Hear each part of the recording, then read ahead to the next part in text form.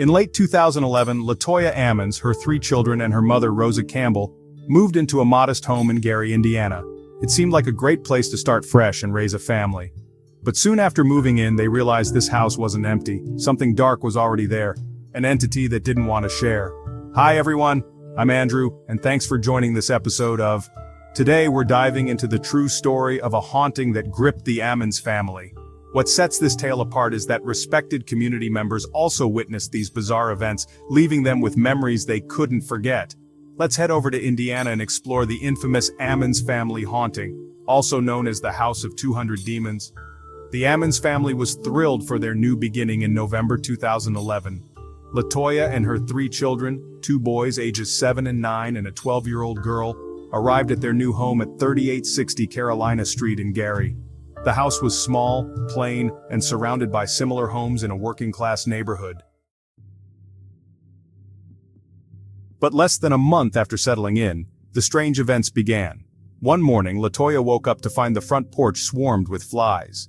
An outsider might assume something was decaying nearby, yet there was no smell, and the appearance of so many flies was strange for December when it's cold outside. Despite their efforts to get rid of them, the flies returned each day, as if warning them of something worse.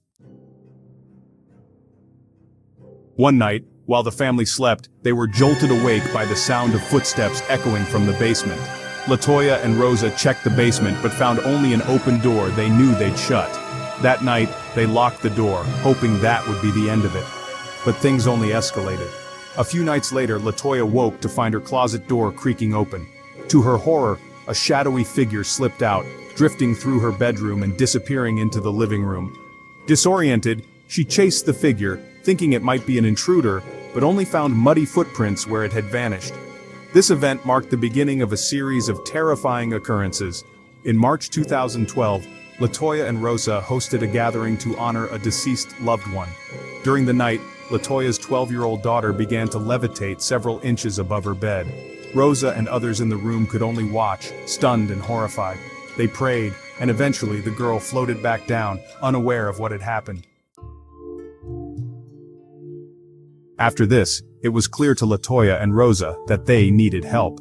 They turned to local churches, eventually finding a minister who listened, and concluded that their home had become a target of demonic forces.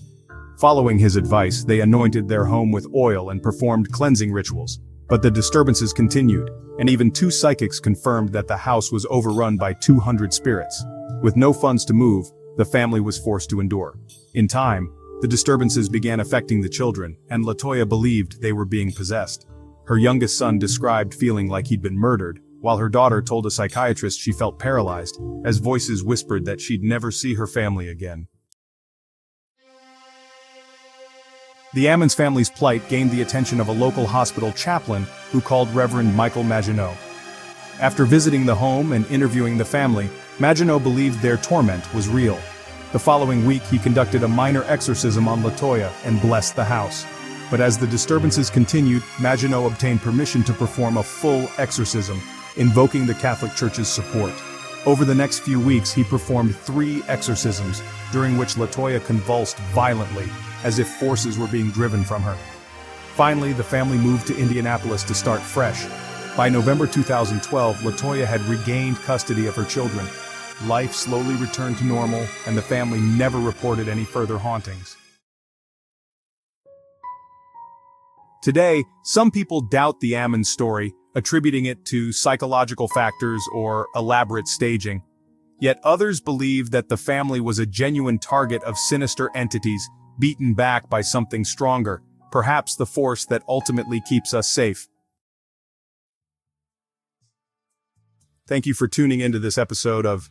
Join us next time for another tale of the strange and mysterious. Who knows? Maybe your town will be next.